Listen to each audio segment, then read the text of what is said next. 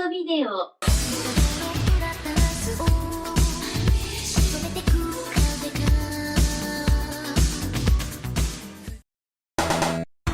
You can analyze any genre of anime just like any other medium. You can analyze an anime drama like any other drama, analyze an anime action series like any other action property, analyze a horror anime like any other horror product.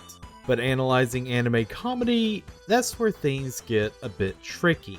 Comedy in general is hard to analyze. After all, comedy is subjective, and arguing about whether something is funny can come down to personal taste. But analyzing comedy is not impossible. I've seen serious analysis of Three Stooges shorts that treat their physical comedy like a ballet. I've read honest critique as to why certain SNL skits are legendary. I regularly listen to a podcast dissecting Simpsons jokes I've seen 1,000 times to explain why they work so well.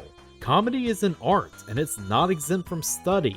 Anime comedy, though, is a little harder to find as thoughtful thoughts about what makes it work compared to the examples I listed above. Even when you get past the entire language and cultural differences that make certain jokes completely inaccessible, the Japanese comedy you see in anime comes off as very broad. A lot of slapstick, a lot of rude humor, the basic building blocks of comedy. And to some non-Japanese anime fans, comedy in the medium feels more like a bug rather than a feature, a quality that must be endured before we get to the fights or the fan service. I am, of course, not one of those people. There's plenty of anime comedy out there that works and is worthy of being given serious analysis. And today's anime is one that's crying out, nay, screaming for some good old-fashioned analysis.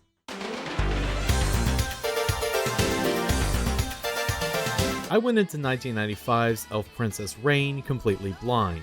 Before watching, it was merely another name I pulled out of the old anime list to do a video on. Something I had seen articles written about, but one that's not well known enough that you don't hear it pop up in conversations anymore. It was something I went into completely unprepared for what lay in wait for moi. And what I saw confused me, confounded me even. If I was in a bad mood, it could have even enraged me. But halfway through the first episode, it all began to click. I understood what the end goal of this anime was, and a big grin crept up my face, and I began to chuckle. You'll notice that I have forego doing a plot synopsis for the beginning of this video like I usually do. That is because giving a plot synopsis for Elf Princess Rane would only give the game away. Really, I don't want to spoil the big punchline that is this anime, even though I must do so to properly tell you why it's genius. So, I'm gonna do those things where I'm telling you to pause this video and watch the anime for yourselves. It's on YouTube and Internet Archive in multiple versions because apparently this anime is in a bit of copyright limbo, so no one is claiming it. Go on, I'll be waiting.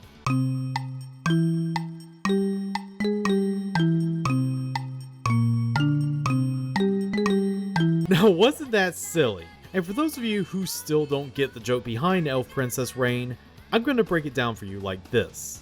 And for those of you who didn't go and watch the anime, too late! Elf Princess Rane is a runaway freight train of a comedy. It leaves the station at full speed with the brake lever broken, and it doesn't stop until it goes careening off a cliff. Dialogue runs like constant white noise, plot lines that have little to do with anything are smashed together, and no character is listening to what the other characters have to say. And it's all being done deliberately. Why does Elf Princess Rane work? If this was any other anime, it'd probably be critically savaged for wasting the audience's time with its anime chicanery. Well, that's why I'm here, to waste your time explaining why this anime isn't one. This is gonna be great! I just cannot wait! Somebody say ho! Trust me on this one. We don't know for sure how Elf Princess Rane came into being. What makes this anime unusual is that the studio behind it, Dangun Productions, were primarily a support studio. Elf Princess Rane is their first and to date only title they were the main production house on. Equally unusual was the fact that it was not based off of any pre-existing manga, video game, or light novel. It was a wholly original idea that sprang into being one day in the mid-90s, and that was enough to net 2 episodes of material. If there is somebody to credit for Rane, it would have to be its director, Akitaro Daichi, whom we've talked about before way back when I did his equally manic self-effacing industry comedy Animation Runner Kuromi.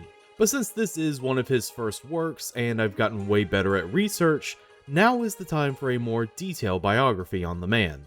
Born in the Gunma Prefecture on January 13, 1956, Daichi was an aspiring photographer and fresh graduate of Tokyo Polytechnic University when he entered the employ of Tokyo Animation Film, an anime photography company. Basically, he had to assemble cells in the correct order, take their photo, and print them to film.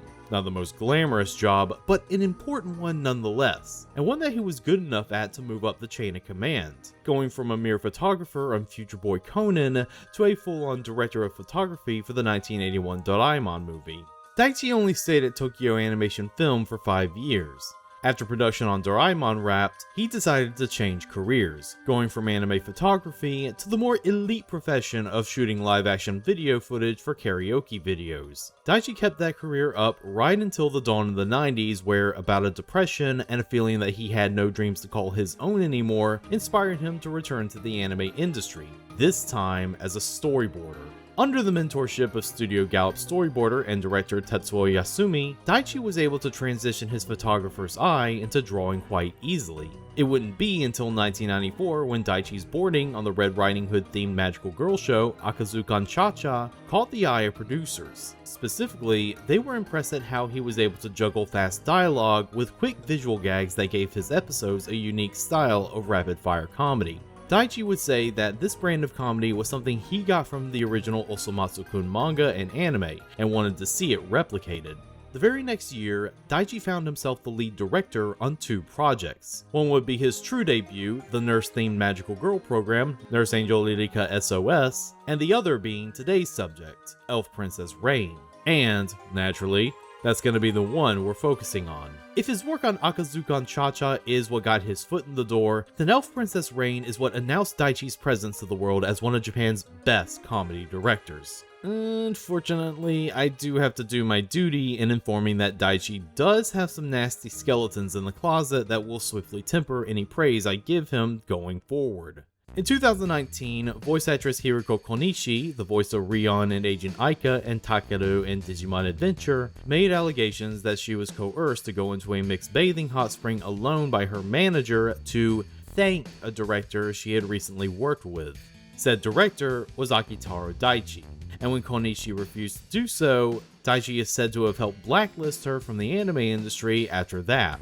And considering all her roles mysteriously end after 2000 when the event took place, there's credence to Konishi's story. Yep, Akitaro Daichi is a director that got Me Too'd. Did he get punished?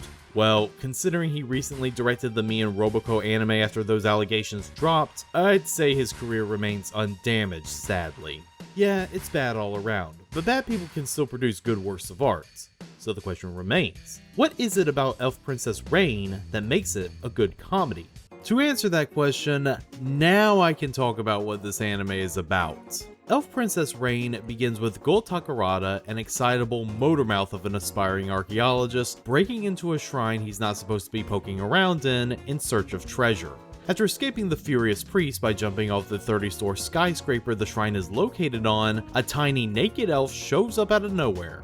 This is the eponymous Rane, and she's in search of a magic object known as the Four Hearts. A decent setup for what one would expect a fantasy adventure story to be. But this ain't not no fantasy adventure story, my dudes. This is merely a setup for what is going to be the punchline throughout this entire anime. The plot cannot move forward because nobody can communicate with each other.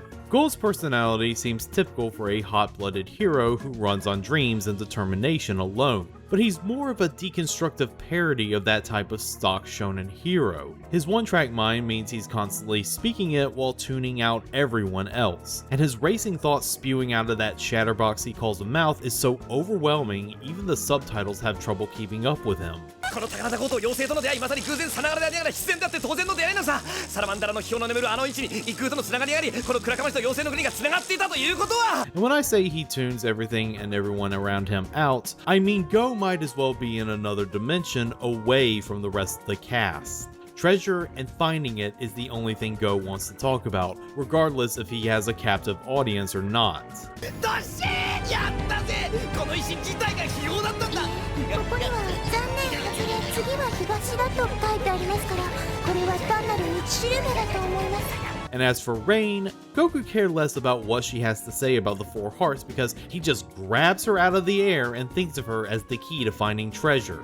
Somehow. Oh, and he hardly ever calls her by her name, preferring to gift her the original nickname of Elfie.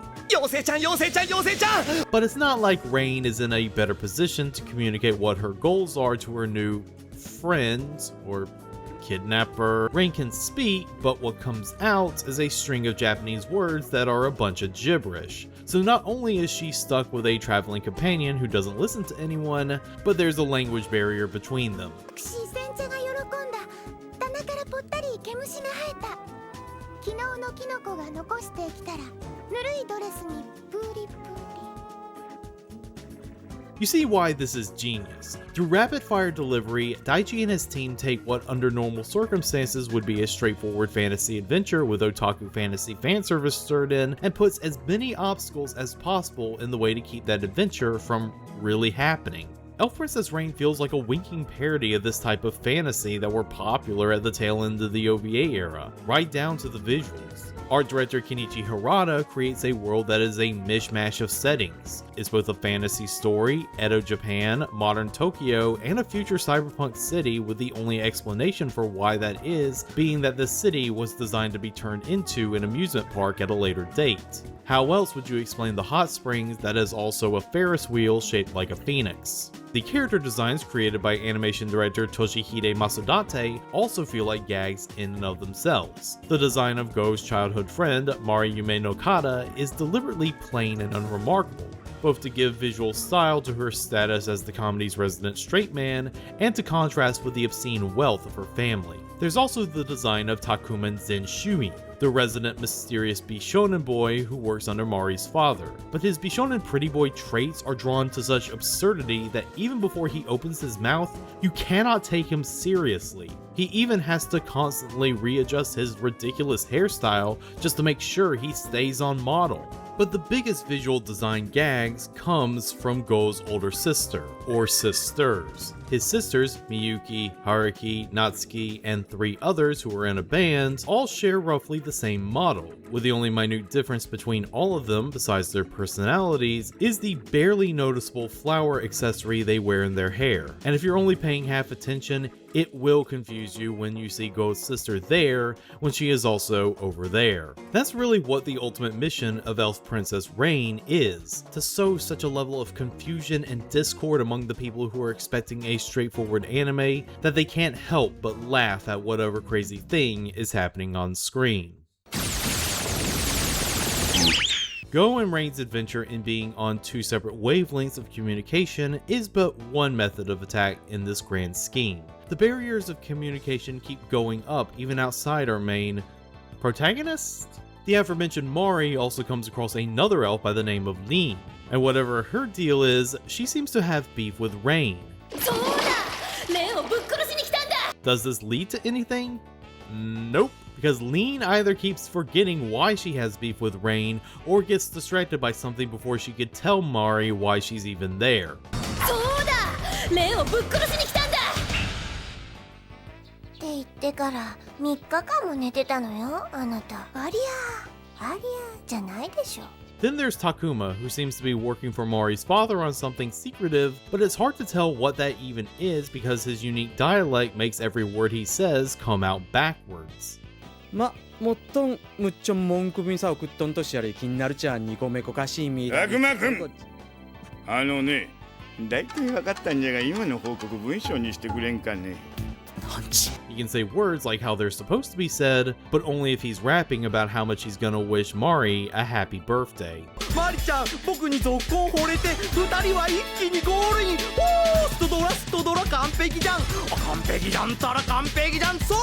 And if you think for a second that the communication of information by the character's speech quirks is the only thing obfuscating info from the audience, look out. Another one of Daichi's tricks is to bog the story of Elf Princess Rane down with silly plot points that go nowhere. The presence of Gold Sisters aren't there to simply confuse the audience visually, but also plot-wise because they each have their own agenda. Natsuki is the hot-blooded head of the fire department who is currently at war with Mari's father's business, the Yuma Nakoda Foundation, which her sister Haruki is the head of operations for. And adding to the confusion is Miyuki, the stoic shrine maiden sister, getting information from her boss about the Yuma Nakoda Foundation's plan to turn the city into an amusement park. And what Go and Rane think are treasures / the Four Hearts are actually in development rides that they end up destroying because they've launched them too early. 怪獣の正体はジェットコースターでした。しかし次々に空中爆発。己夢の方、危ねえもん作りやがって消防庁の連中で何をしたんだ。 As I said, this is an anime built to confuse because everyone is off doing their own thing instead of following the straightforward path to a plot. This is not an anime, it is pure chaos. Chaos that is immaculately edited. The key to all the jokes working is that they are tightly paced, smoothly animated, and none of them overstay their welcome. If there's a joke that's not to your taste, wait 20 seconds because a new joke will replace it like it was never there. 飯食って考えんのよ。でしょ。あれだな。 And I haven't even gotten into the other ways Daichi and his team confound the audience in the second episode, like devoting an extended sequence to Takuma giving a motivational speech nobody can understand.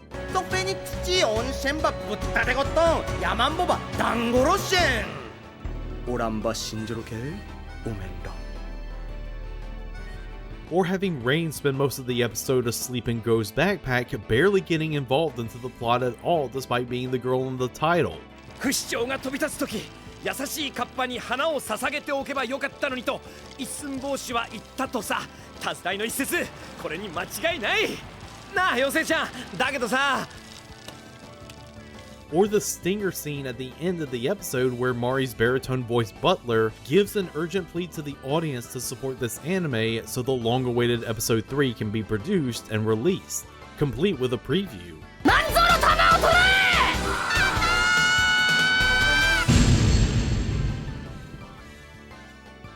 第3巻面白うございますぞ。 Spoiler alerts, there is no episode 3, and there never was any plans to make one. It's the last practical joke Daichi uses as a period to this anime. With how much Elf Princess Rane seems to be devoted to tweaking the viewer's nose, you would expect it would be an infamous anger-inducing bomb that became famous for how much rage it generated from the people who did not know they were being played. Quite the opposite. Hard sales data cannot really be tracked for titles like these, but contemporaneous accounts paint a picture that show Elf Princess Rane to be a cult hit in the making. Justin Savekis' Buried Treasure article on the anime talks about how Rane was a hugely in-demand fan subtitle in the mid-90s, and got enough buzz in con video rooms to get people quoting it. ガッチャバグス。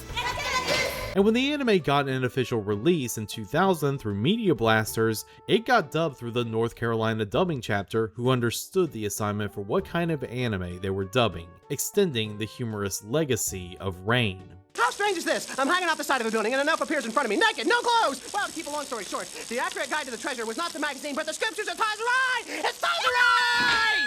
But now that you found that stupid elf lady, you don't think you need me, but you really do. Hey, you lady!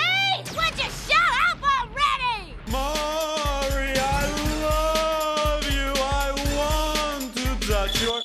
Yeah, talk to me. So if it was popular in the con circuit in the 90s, why does it feel like an obscurity now? Easy answer to that one because Elf Princess Rane was one of the first in a long line of manic wacky comedies that came out in the 90s and beyond. Not only did this inspire future comedies of Daichi's like Kodacha and the previously discussed Kuromi, but you also had titles that were following in the madcap loose grip on the plot jokes first format pioneered by Rane. But those were churning out jokes faster and pushing the envelope even further, often to the realm of bad taste. Compared to the ones that came out in the future, Lane almost looks quaint.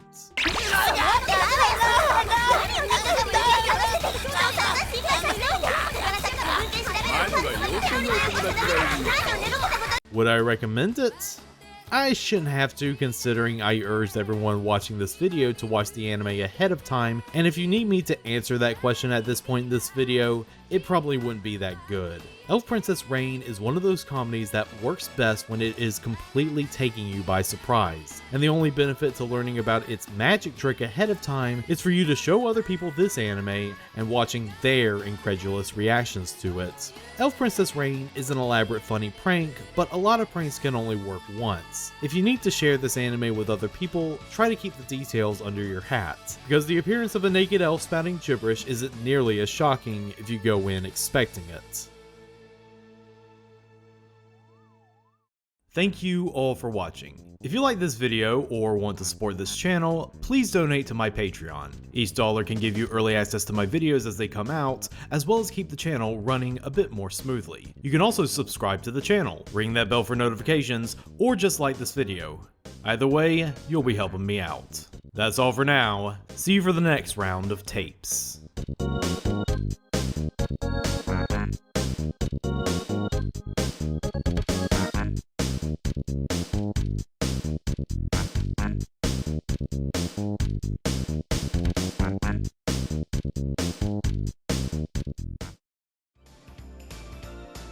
You ready? Could you like hurry and stuff? Well, we lost the light. Bummer.